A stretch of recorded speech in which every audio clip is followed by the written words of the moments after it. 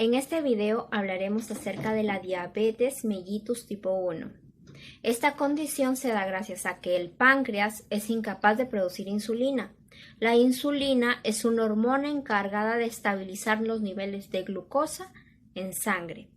Por ejemplo, ¿qué sucede en una persona normal? El proceso de una persona normal significa ingerir un alimento con hidratos de carbono que pasa por distintos procesos digestivos hasta llegar al intestino delgado. En el intestino delgado es degradado por algunos productos químicos para convertirse en una molécula simple de azúcar, la también llamada glucosa. En este mismo intestino delgado existen algunas vellosidades. Estas vellosidades son las encargadas de llevar la glucosa hacia el torrente sanguíneo. Es ahí donde interviene el páncreas. ¿Qué sucede? En el páncreas existen unos llamados islotes de Langerhans. En ellos existen unas células llamadas beta. Ahora, al pasar la sangre con glucosa por el páncreas, hace que estas células beta produzcan la llamada insulina.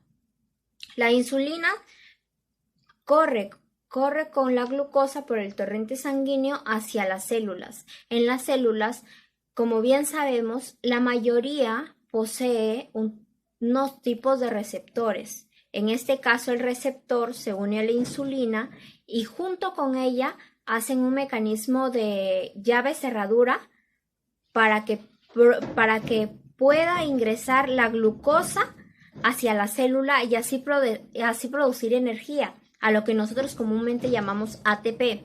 Ahora, ¿qué sucede en los pacientes diabéticos? Generalmente diabetes 1, que se da en la mayoría de hasta los 30 años de edad.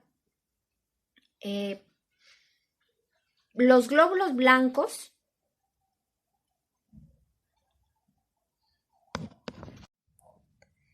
Ahora, ¿qué pasa con los pacientes de diabetes tipo 1? En ellos, las células beta son incapaces de producir insulina, ya que los glóbulos rojos presentes en la sangre consideran a estas células como cuerpos no definidos. Es decir, los glóbulos blancos emiten unos anticuerpos hacia las células beta, originando en ellas la muerte.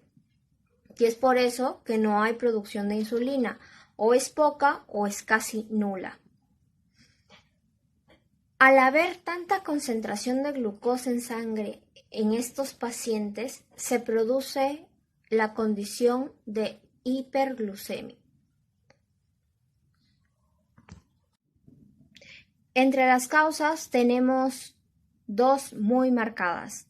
La primera es por el consumo de alimentos saturados, bastante alto en grasa o en azúcares, y la que caracteriza la diabetes de tipo 1 es la hereditaria. Se conoce que el páncreas es uno de los órganos más fundamentales para existir en el ser humano, al igual que el corazón, al igual que los pulmones y al igual que el cerebro. Existen tres tipos de diabetes: la diabetes tipo 1, la diabetes tipo 2 y la diabetes gestacional. La diabetes tipo 1 es la que estamos estudiando, la que se caracteriza porque los glóbulos blancos destruyen a las células beta a través de sus anticuerpos, ya que no lo reconocen. Las células beta, al estar muertas, pues no pueden producir insulina, que es indispensable para el buen funcionamiento de la glucosa en la sangre. Ahora, la diabetes de tipo 2 se da generalmente por el sedentarismo, la obesidad, el sobrepeso, la falta de ejercicio. Es la más frecuente en nuestra sociedad y la que más tasa de mortalidad tiene. Y la otra es la diabetes gestacional, que se da, como su mismo nombre lo dice, en la gestación. Esta se da a causa de los distintos cambios que existen en el proceso de embarazo y al nivel hormonal. Existe la alza de glucosa en sangre de las embarazadas y la insulina no se da abasto con ellas, por eso es que se puede producir.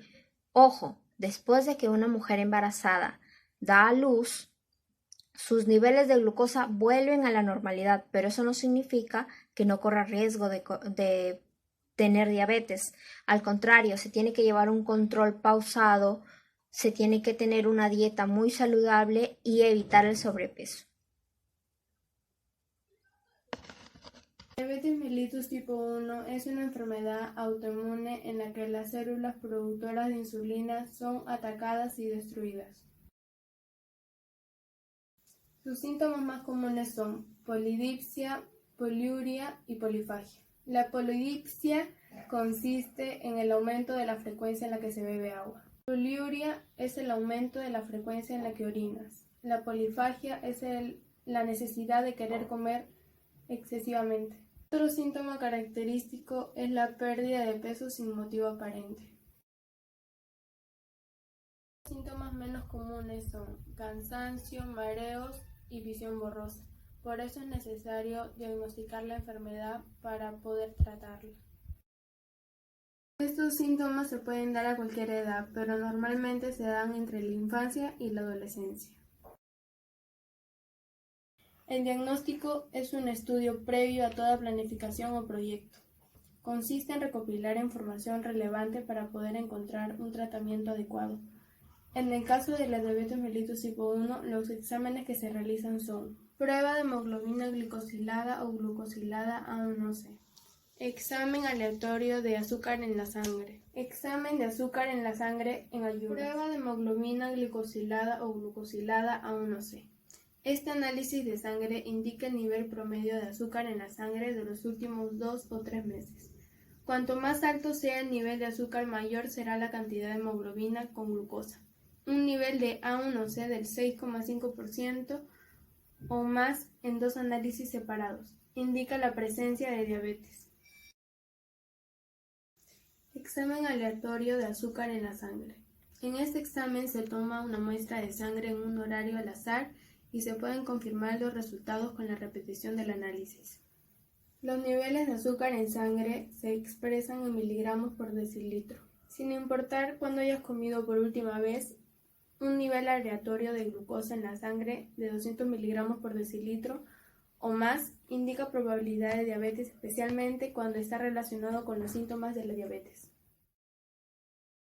Examen de azúcar en la sangre en ayunas. En este examen se toma una muestra de sangre tras una noche de ayuno. Un nivel de azúcar en sangre en ayunas menor de 100 miligramos por decilitro es normal. Un nivel de azúcar en sangre en ayunas entre 100 y 125 miligramos por decilitro se considera prediabetes. Si el resultado es 126 miligramos por decilitro o más en distintos análisis, se considera diabetes. Después del diagnóstico se debe considerar ir al médico para hablar sobre el tratamiento de la diabetes. Durante estas visitas el médico debe controlar los niveles de A1C. El nivel de A1C puede variar según la edad y otros factores.